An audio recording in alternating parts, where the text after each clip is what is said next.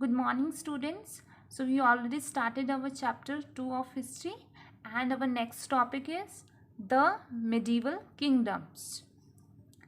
First is the king's position. medieval Indian rulers जो थे उनकी प्रेस्टीज जो थी वो डिपेंड होती थी हिज सक्सेस इन वॉर्स, उसकी वॉर्स में कितनी सक्सेस है, and the extent of his kingdom, और उसका किंगडम कितना बड़ा है. द रूलर अचीवमेंट जो होती थी described in Prashastis composed by his court scholars to help the ruler win people admiration. So rulers की अचीवमेंट डिस्क्राइब की जाती थी कहाँ पर, कोर्ट के स्कॉलर से, सो दैट जो रूल करने वाला है किंग है वो पीपल की एडमायरेशन मिलती रहे, प्रशंसा मिलती रहे.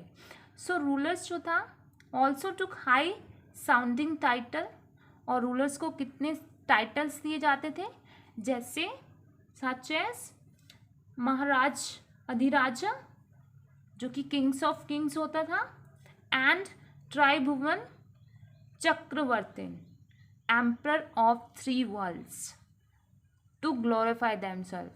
सो ये टाइटल्स क्या दिए जाते थे, जो भी इंडियन रूलर्स होता था उनको ये टाइटल्स दिए जाते थे ताकि उनकी एम्परर जो होता था उसको ग्लोरी मिले.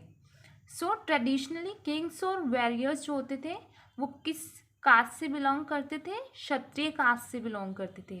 As a result people accepted a ruler more easily. अगर रूलर क्षत्रिय कास्ट से होते थे तो लोग उनको ईजिली एक्सेप्ट कर लेते थे. रूलर्स हु वर नॉन क्षत्रिय, जो क्षत्रिय नहीं होते थे बाय बर्थ, वो क्षत्रिय बन सकते थे बाय परफॉर्मिंग सर्टेन रिचुअल्स, कि थोड़े से रिचुअल्स करके, रिचुअल्स होते हैं रीति रिवाज करके उनको क्षत्रिय में कन्वर्ट किया जाता था, और वो क्या क्लेम कर सकते थे, अपनी राइटफुल रूलर्स बन जाते थे. इसके बाद such rituals were also performed when rulers conquered distant land, और ये ऐसे रिचुअल्स जो होते थे वो परफॉर्म होते थे जब कोई रूलर क्या कर लेता था, दूर वाले लैंड्स को कन्क्योर कर लेता था, जीत लेता था. Where they were not well known, जहाँ पे उनको कोई ज़्यादा अच्छे से जानता नहीं होता था. For example when the Rashtrakuta ruler Danti Durga conquered Malwa, जब दंती दुर्ग ने मालवा जीता जो कि पार्ट ऑफ गुजरात है, उन्होंने एक रिचुअल परफॉर्म किया था जिसको कहा गया था हिरण्यगर्भा, गोल्डन वॉम्ब, और mahadana to proclaim himself as a Kshatriya ruler. तो क्षत्रिय रूलर बनने के लिए जो राष्ट्रकूट के लीडर्स थे उनको डिफरेंट रिचुअल्स परफॉर्म करने पड़े थे. Land grants and feudatories. So land grant का मीनिंग होता है भूमि का अनुदान करना, भूमि देना. एंड फ्यूडेटरीज क्या होती है, सामंत. अभी रीड करेंगे कि इसका मीनिंग क्या होता है. Stability of medieval kingdom depended on the success in wars, as you already read,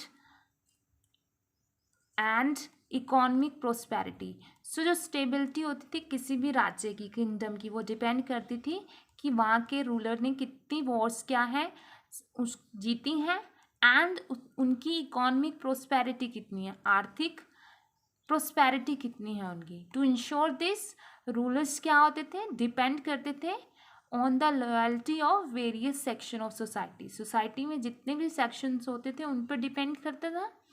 so to win the loyalty of important official, अब इम्पोर्टेंट लोगों की, ऑफिशियल्स की लॉयल्टी को जीतने के लिए क्या करते थे, द पावरफुल ब्राह्मण जो रूलर्स क्या करते थे, उन्हें लैंड ग्रांट करते थे, भूमि देते थे, जगह देते थे. तो such land grants were usually recorded on copper plates, और जिसको जो लैंड मिलता था उनको रिकॉर्ड किया जाता था कॉपर प्लेट्स के ऊपर, which were given to the recipient. और ये कॉपर प्लेट्स किसको दी जाती थी, जिसको लैंड ग्रांट किया जाता था. सामंत क्या होता है, सामंत होता है the king often gave his official land grant instead of cash salaries. जो किंग होता था अपने ऑफिशियल को लैंड देता था कैश सैलरी की जगह पे। रुपीस देने की बजाय क्या दिया जाता था, लैंड्स दिए जाते थे। और जिनको ये लैंड्स दिए जाते थे वो किंग्स की फ्यूडेटरीज बन जाते थे। अ फ्यूडेटरी हैड टू पे a part of revenue collected from his land. अब फ्यूडेटरी जो सामंत जो होते थे उनको क्या करना पड़ता था, पे करना पड़ता था एक पार्ट, जो वो कहाँ से कलेक्ट करते हैं, अपने लैंड से। जो जितने भी आय कलेक्ट करते हैं, रिवेन्यू का मतलब होता है जितने भी आय, जितने भी इनकम कलेक्ट करते थे उसका एक पार्ट किंग को पे करना पड़ता था to give the king military support during wars, ताकि किंग को क्या मिले, मिलिट्री सपोर्ट मिल सके। He had complete authority to collect taxes and administer justice in his land as long as he fulfill the obligation।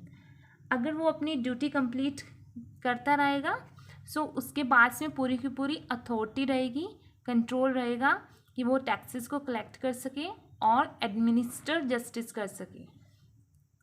Defeated Kings जो होते थे, जो हार जाते थे, उनको क्या था, अलाउड था to retain their lands under similar obligations.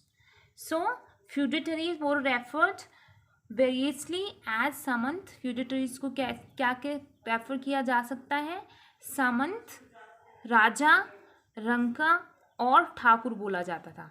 To increase their wealth and strength, अपनी वेल्थ बढ़ाने के लिए और स्ट्रेंथ इंक्रीज करने के लिए सामंत जो होते थे took steps to increase agriculture produce and maintain large armies. उन्होंने कुछ स्टेप्स लिए अपनी एग्रीकल्चर प्रोडक्शन को इंक्रीज करने के लिए और अपनी आर्मीज को मेंटेन करने के लिए। सामंत जो थे उनको बहुत लार्ज लैंड ग्रांट होने लगे, तो जैसे जैसे उनके पास लैंड्स बहुत ज़्यादा होने लगे वो बहुत ही पावरफुल बन गए। Sometimes with the king's permission they granted land to the lesser feudatories. So अब जिनके पास बहुत ज़्यादा लैंड्स हो गए थे अब वो क्या करते थे, किंग्स की परमिशन से उन्होंने अपने लैंड्स छोटे सामंत को देने शुरू कर दिए, सब फ्यूडेटरीज को देने शुरू कर दिए। और जो ये सब फ्यूडेटरीज होते थे उनकी जो ड्यूटीज होती थी वो किंग्स से नहीं होती थी बट टू द सामंत, जो उन्हें लैंड देते थे उनसे होती थी। तो जो सामंत होते थे उन्होंने बहुत सारे सब फ्यूडेटरीज रखने शुरू कर दिए अपने नीचे। They were permitted to attend royal courts. जिनके पास बहुत सारे सब फ्यूडेटरीज होते थे उनको रॉयल कोर्ट अटेंड करने के लिए परमिट किया जाता था and were often given high administrative post, और बहुत ऊंची ऊंची पोस्ट पे भी बिठाया जाता था। They also took lofty titles, उनको बहुत बड़े बड़े टाइटल्स भी दिए जाते थे as Mahasamanta and Mahamandaleshwar, great lord of region भी बोला जाता था। So king became increasingly dependent on his feudatory. जो किंग था पूरी तरह से डिपेंड हो गया था उन फ्यूडेटरीज पे, और फ्यूडेटरीज जो थे वो एम्बिशियस बन गए, लालची बन गए, और सम ऑफ देम इंडिपेंडेंट हो गए बिल्कुल ही। व्हेन किंग्स पावर डिक्लाइन, जब किंग्स की पावर क्या हो गई, ख़त्म हो गई, तो वो क्या बन गए थे, इंडिपेंडेंट बन गए थे। फॉर एग्जाम्पल राष्ट्रकूट जो थे वर फ्यूडेटरीज थे who rose to power by overthrowing their overlord, जो कि पावर में आ गए कब, जब उन्होंने अपने ओवरलॉर्ड को हरा दिया था, द चालुक्य ऑफ वातापी को। सोर्सेज ऑफ इनकम क्या थी, टैक्सेस ऑन लैंड, जो भी टैक्स मिलते थे लैंड से, ट्रेड से, व्यापार से, या फिर क्राफ्ट्स होते, कारीगरी करना। And the main source of revenue of the medieval ruler, medieval rulers की आय का, इनकम का जो सोर्स थे वो टैक्सेस थे, ट्रेड से और क्राफ्ट से। और जो रिवेन्यू था expense of royal household मिलता था, wars administration and the construction of roads, fort, palaces and temples, इन सभी पे क्या होती थी, वो इनकम खर्च की जाती थी। एंड नेक्स्ट जो था the burden of taxation fell heavily on actual producer. So उन्हें बहुत ज़्यादा, जो एक्चुअल प्रोड्यूस करते थे उन्हें बहुत ज़्यादा टैक्स भी करना पड़ता था। So such as peasants, peasants होते हैं किसान, small artisans and craftsmen. The forest dweller जो थे, हंटर जो थे वो, and herder whose territory were conquered also had to pay taxes, और इनको भी टैक्स पे करना पड़ता था, specially if they become cultivator और लेबर्स, अगर वो कल्टिवेटर या लेबर होते थे। So finished, will finished at this point.